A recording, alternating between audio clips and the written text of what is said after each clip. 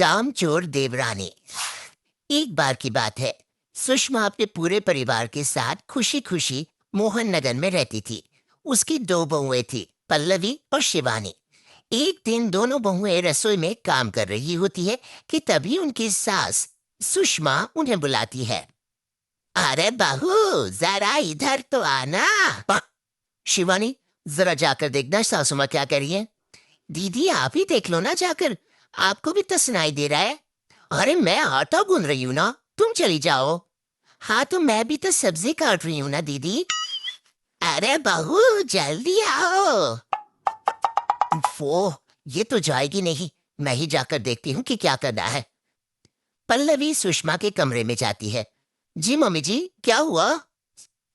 शाम को घर पर कुछ मेहमान आने वाले हैं, तो तुम अच्छा सा खाना बना लेना बहू। ठीक है मम्मी जी, आप बता दीजिए क्या क्या बनाना है और कितने लोग आ रहे हैं। सुनील की मौसी जी और उनका पूरा परिवार आ रहा है।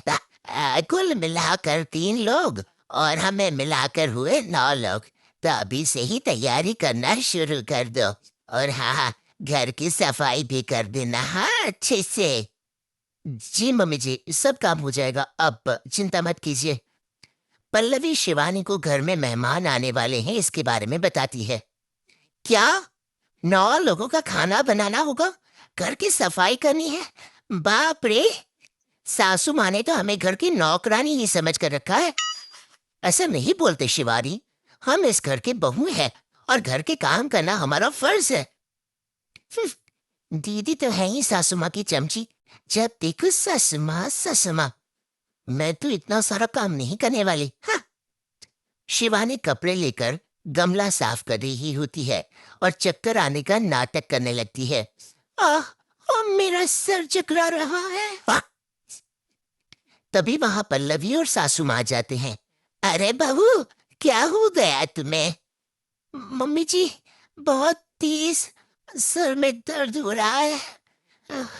आह, अ, तुम एक काम करो शिवानी, आराम कर लो।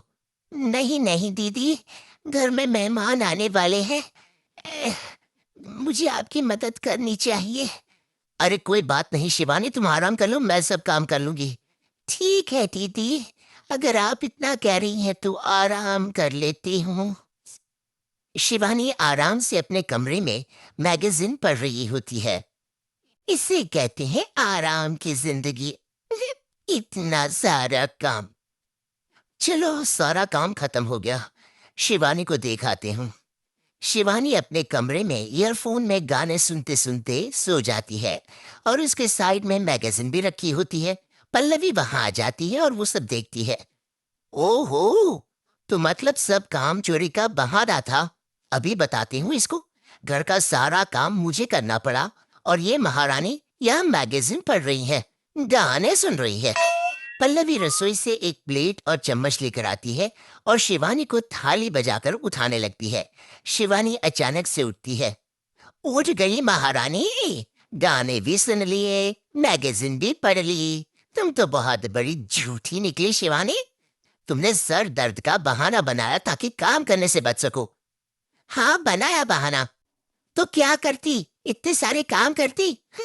मुझे कोई शौक नहीं है चापलूसी का। क्या? चापलूसी? तुम्हें लगता है कि मैं सारे काम चापलूसी के लिए कर रही हूँ? नहीं तो क्या। तभी वहां सासू माँ आ जाती है। अरे बहू, वो लोग बस आने ही वाले हैं, तुम तैयारियां कर लो। जी सासू माँ, तुझे तो मैं बाद में देखती हूँ। सब खाना खाने बैठते हैं और खाना शुरू करते हैं। तभी सुनील की मौसी बोलती है। वाह भाई वाह, खाना तो बहुत ही अच्छा बना है सुषमा जी, एक एक चीज में क्या स्वाद है। ये सुनकर शिवानी मुंह बना लेती है। उसे अपनी जिठानी की इतनी तारीफ रास नहीं आती। आपकी बहुएं तो बहुत ही अच्छा खाना बनाती है। हाँ बनाती तो दोनों ही अच्छा है, पर आज ना ये सारा खाना बड़ी बहू ने बनाया है। छोटी बहू की तबीयत ठीक नहीं थी, सो इसलिए। मानना पड़ेगा सुषमा जी, आपकी बड़ी बहू तो बहुत ही गुणवान है। पल्लवी की तारीफ सुनकर शिवानी को जलन होती है, पल्लवी ये सुनकर खुश हो जाती है और शिवानी की तरफ देखकर उसे चिढ़ाती है। कुछ देर बाद मेहमानों के जाने का वक्त हो जाता है। मौसी जी सबके लिए उपहार लाई होती है, वो सबको शगुन के पैसे देती है और अंत में पल्लवी के पास आती है। तुम्हारे लिए शगुन का लिफाफा तो है ही, पर बहू तुम्हें एक और उपहार भी मिलेगा, इतना अच्छा खाना बनाने के लिए। मौसी अपने सोने की कंगन निकालकर पल्लवी को पहना देती है। ये लो, ये मेरे मनपसंद कंगन है, अब से ये तुम्हारे हुए। आह, धन्यवाद मौसी जी। ये देखकर शिवानी तो पूरी तरह से जल जाती है और गुस्से से रसोई में चली जाती है। तभी वहां पल्लवी आ जाती है और उसे अपने कंगन दिखाने लगती है। देवरानी जी, अब आपका सर दर्द ठीक तो है ना? हाँ, मुझे लगता है कि अब सर दर्द शुरू हो गया होगा आपका।